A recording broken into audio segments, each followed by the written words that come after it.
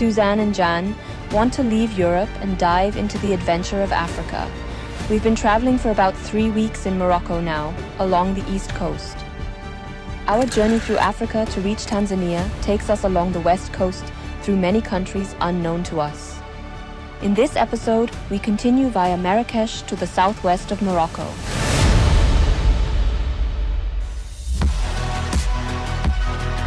We have covered around 5,000 kilometers here in the east of Morocco. And because our Defender is 27 years old and not the youngest car anymore, we wanted to go quickly for a checkup. The quick checkup transformed into a very full day of detailed repairs.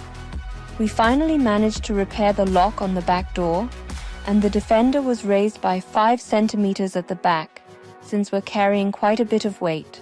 Thanks to the great efforts of the mechanics, we are now safely on our way again, heading further south.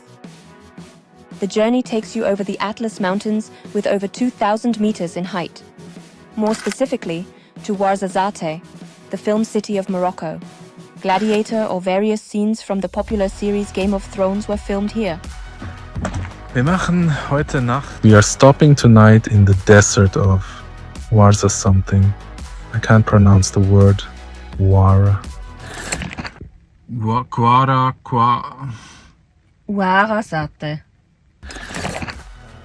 Yes, it's a truly beautiful campsite. The dogs are happily playing.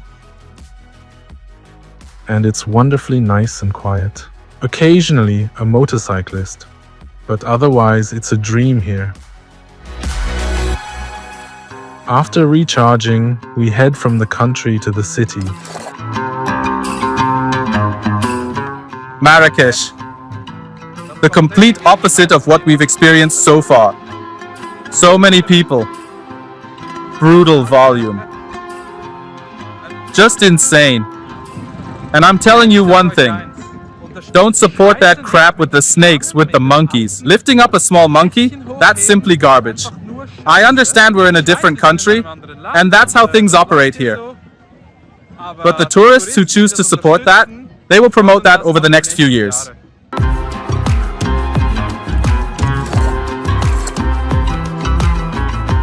We are now here at the fish market in Essaouira, right by the harbor. Fish heads are lying around everywhere. That's why there are so many birds here. The odor is genuinely quite pervasive.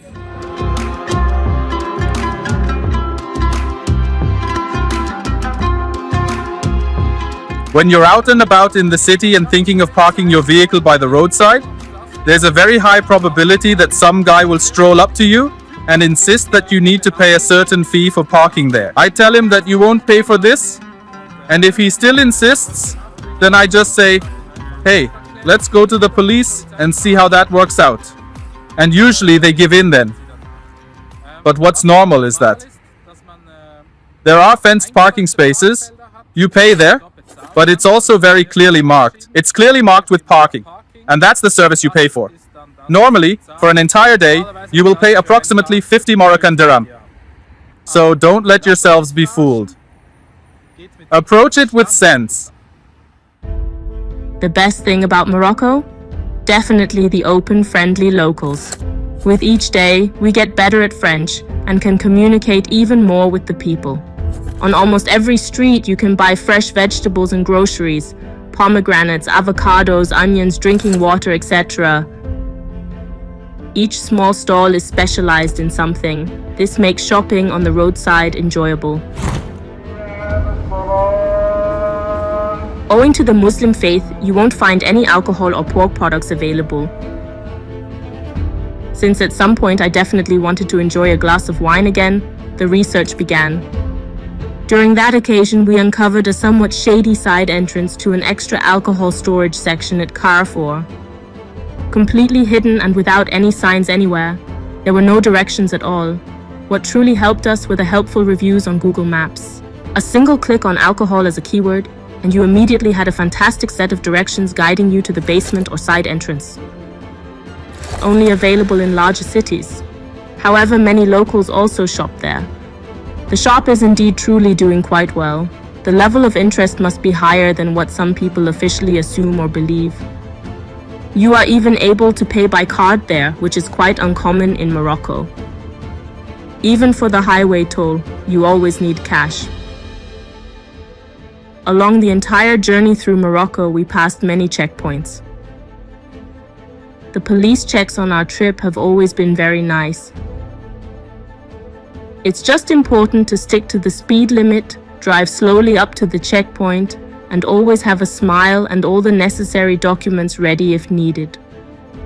Effectively, they only stopped us for checks 3 times in the course of those 2 months, briefly looked at our passports, asked us about our travel destination, and kindly wished us a pleasant continuation of our journey. This leads us further south with breathtakingly beautiful dunes, offering us a taste of the Western Sahara.